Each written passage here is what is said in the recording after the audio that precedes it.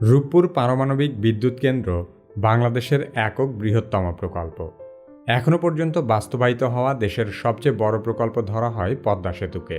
কিন্তু এই পারমাণবিক বিদ্যুৎ কেন্দ্র চালু হলে এটি হবে বাংলাদেশের ইতিহাসের সবচেয়ে ব্যয়বহুল প্রকল্প।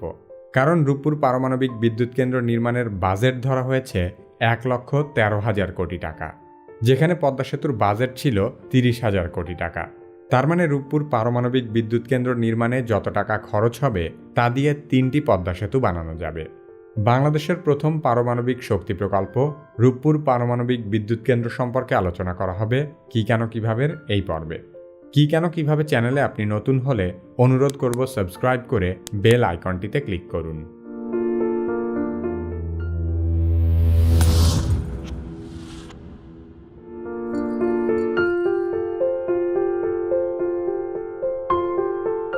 বাংলাদেশে পাবনা জেলার ঈশ্বরদী উপজেলার রূপপুরে পদ্মা নদীর পাড়ে দেশের প্রথম পারমাণবিক বিদ্যুৎ কেন্দ্র নির্মাণ করা হচ্ছে। রাশিয়ান রাষ্ট্রীয় পারমাণবিক শক্তি কর্পোরেশন রূপপুর পারমাণবিক বিদ্যুৎ কেন্দ্র নির্মাণের কাজে নেতৃত্ব দিচ্ছে। 2 ইউনিটের এই বিদ্যুৎ কেন্দ্র থেকে 2400 মেগাওয়াট বিদ্যুৎ উৎপাদন করা সম্ভব হবে। এই বিদ্যুৎ কেন্দ্র সাম্প্রতিক সময়ে নির্মাণ করা হলেও এর পরিকল্পনা শুরু হয়েছিল পাকিস্তান আমলে। 1961 সালে এখানে প্রথম পারমাণবিক বিদ্যুৎ কেন্দ্র নির্মাণের উদ্যোগ গ্রহণ করা হয়।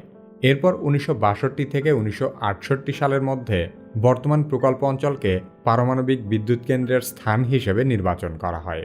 সেই সময়ের মধ্যে এই প্রকল্পের জন্য 260 একর জমি ও প্রকল্প সংশ্লিষ্ট আবাসিক এলাকার জন্য 32 একর জমি অধিগ্রহণ করা হয়।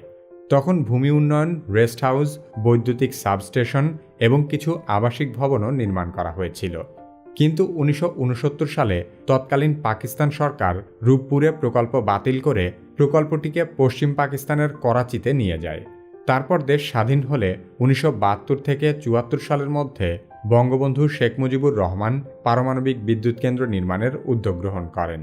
1975 সালে বঙ্গবন্ধুর মৃত্যুতে সেই প্রকল্পটি বন্ধ হয়ে যায়। 1977 সালে পারমাণবিক বিদ্যুৎ কেন্দ্র নির্মাণ সংক্রান্ত আরেকটি প্রকল্পের কাজ আগায়, কিন্তু অর্থের জোগান না থাকায় প্রকল্পটি বাস্তবায়ন করা যায়নি।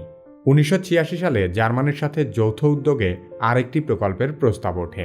1987 থেকে 1988 সালের মধ্যে জার্মানি ও সুইজারল্যান্ডের 2টি কোম্পানি আরেকটি সম্ভাব্যতা যাচাই পরীক্ষা করে 500 মেগাওয়াট পারমাণবিক বিদ্যুৎ কেন্দ্র স্থাপনের সুপারিশ করে। তখনও নানা কারণে প্রকল্পটি বাতিল হয়ে যায়। 1996 সালে বাংলাদেশ পরমাণু শক্তি কমিশনের তৎকালীন চেয়ারম্যান ছিলেন বর্তমান প্রধানমন্ত্রী শেখ হাসিনার স্বামী ডক্টর এম.এ. ওয়াজেদ মিয়া। তিনি 2000 সাল পর্যন্ত রূপপুর পারমাণবিক বিদ্যুৎ প্রকল্প বাস্তবায়নের জন্য অনেক চেষ্টা করেন। 2008 সালে আওয়ামী লীগ নির্বাচনী ইশতিহারে রূপপুর পারমাণবিক বিদ্যুৎ প্রকল্প বাস্তবায়নের অঙ্গীকার করে। 2009 সালে বাংলাদেশ পরমাণু শক্তি কমিশন এবং Russian state atomic energy corporation বা রোসাটমের মধ্যে পারমাণবিক শক্তির শান্তিপূর্ণ ব্যবহার বিষয়ক চুক্তি হয়। 2010 সালে জাতীয় সংসদে রূপপুর পারমাণবিক বিদ্যুৎ কেন্দ্র নির্মাণের সিদ্ধান্ত গ্রহণ করা হয়। 2011 সালে বাংলাদেশ রাশিয়া পারমাণবিক বিদ্যুৎ কেন্দ্র নির্মাণের সহযোগিতা চুক্তি স্বাক্ষর করে। 2013 সালে প্রধানমন্ত্রী শেখ হাসিনা রূপপুর পারমাণবিক বিদ্যুৎ কেন্দ্র নির্মাণের প্রথম পর্যায়ের কাজের উদ্বোধন করেন।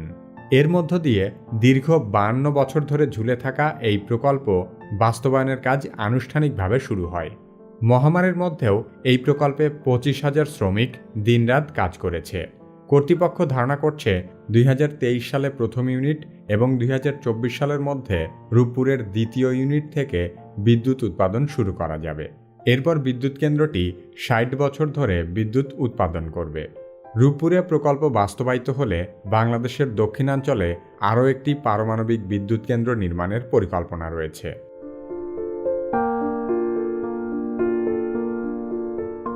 বাংলাদেশে বিদ্যুৎ উৎপাদনের জন্য প্রয়োজনীয় প্রাকৃতিক গ্যাস ও কয়লার মজুদ খুবই সীমিত। অন্যদিকে জ্বালানি তেল, গ্যাস এবং কয়লা আমদানি করে বিদ্যুৎ উৎপাদন করতে বিপুল বৈদেশিক মুদ্রা খরচ হয়।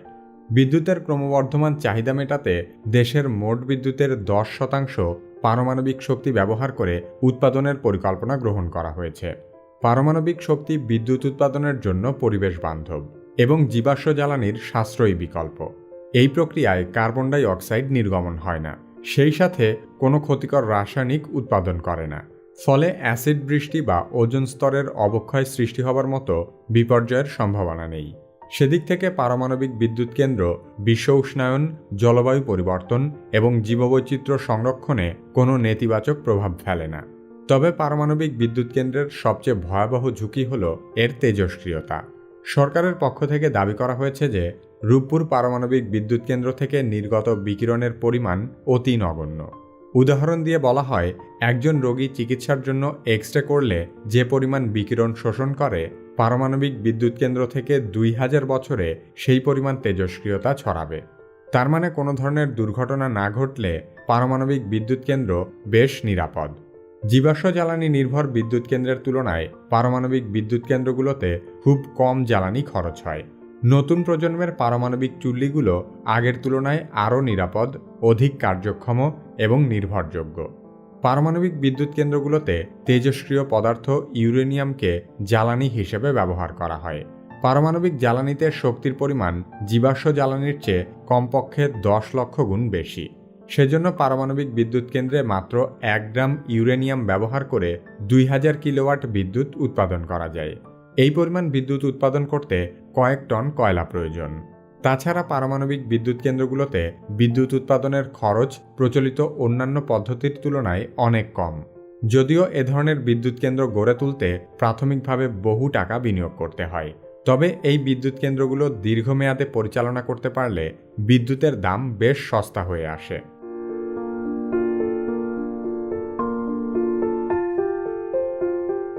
বর্তমানে সারা বিশ্বে 31টি দেশে 449টি পারমাণবিক বিদ্যুৎ কেন্দ্র রয়েছে।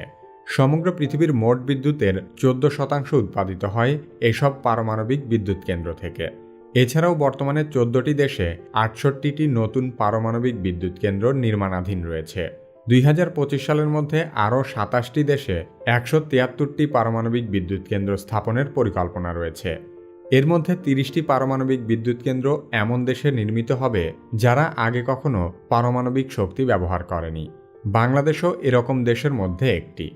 বর্তমানে যুক্তরাষ্ট্রে সবচেয়ে বেশি পারমাণবিক বিদ্যুৎ কেন্দ্র রয়েছে। দেশটিতে মোট 99টি পারমাণবিক চুল্লি আছে। এরপরেই রয়েছে ফ্রান্স, জাপান, চীন এবং রাশিয়া। ফ্রান্সের আছে 58টি, জাপানের 42টি, চীনের 37টি এবং রাশিয়ার 35টি পারমাণবিক বিদ্যুৎ কেন্দ্র আছে। এছাড়া আমাদের পার্শ্ববর্তী দেশ ভারতে বর্তমানে 21টি পারমাণবিক বিদ্যুৎ চুল্লি রয়েছে এবং আরও 6টি নির্মাণাধীন আছে। এর বাইরেও ভারতে আরও 24টি পারমাণবিক বিদ্যুৎ কেন্দ্র পরিকল্পনাধীন রয়েছে। বর্তমান বিশ্বে একদিকে জলবায়ু পরিবর্তন ঠেকাতে জীবাশ্ম জ্বালানির বিকল্প হিসেবে পারমাণবিক বিদ্যুৎ যেমন জনপ্রিয় হচ্ছে, বিপরীতে পারমাণবিক দুর্ঘটনার ভয়াবহতা চিন্তা করে পারমাণবিক বিদ্যুৎ কেন্দ্র থেকে সরে আসার প্রবণতাও বাড়ছে। এখনও পর্যন্ত বিশ্বের পারমাণবিক বিদ্যুৎ কেন্দ্রগুলোতে 57টি দুর্ঘটনা ঘটেছে। বিশেষজ্ঞরা এগুলোকে সামান্য অসঙ্গতি থেকে ভয়াবহ দুর্ঘটনা পর্যন্ত 7টি ভাগে ভাগ করেছেন। তবে 3টি বিপর্যয়কে ভয়াবহ দুর্ঘটনা হিসেবে চিহ্নিত করা হয়েছে। এগুলোর মধ্যে সবচেয়ে ভয়াবহ দুর্ঘটনা হল 1986 সালে সাবেক সোভিয়েত ইউনিয়নে ঘটা চেরনোবিল পারমাণবিক বিপর্যয় এবং সর্বশেষ বিপর্যয়টি ঘটেছিল 2011 সালে জাপানের ফুকুশিমা পারমাণবিক বিদ্যুৎ কেন্দ্রে।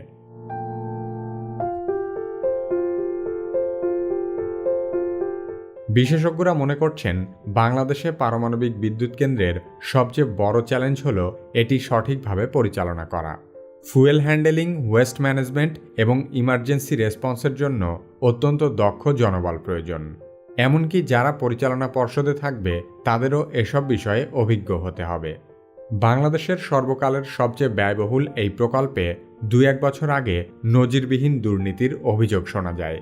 পারমাণবিক বিদ্যুৎ প্রকল্পের কর্মকর্তা কর্মচারীদের থাকার জন্য বহুতল ভবন নির্মাণ করা হয়েছে। এসব ভবনের ফ্ল্যাটগুলোর জন্য 1320টি বালিশ কেনা হয়েছে, যার প্রতিটি বালিশের মূল্য ধরা হয়েছে প্রায় 6000 টাকা। এছাড়া এক একটি বালিশ নিচ থেকে উপরে তোলার জন্য 760 টাকা খরচ দেখানো হয়েছে। এর প্রতিবাদে অনেকেই বিক্ষোভ করে বিষয়টিকে ইতিহাসের সেরা লুট বলে আখ্যায়িত করেছে। বর্তমানে জ্বালানির অভাবে দেশের অধিকাংশ বিদ্যুৎ কেন্দ্র পুরোদমে চালানো যাচ্ছে না, ফলে সারা দেশে লোডশেডিংয়ের পরিমাণ অনেক বেড়ে গেছে। পারমাণবিক বিদ্যুৎ কেন্দ্র চালু হলে বিদ্যুৎ উৎপাদনে জ্বালানি তেলের উপর নির্ভরশীলতা অনেক কমে আসবে।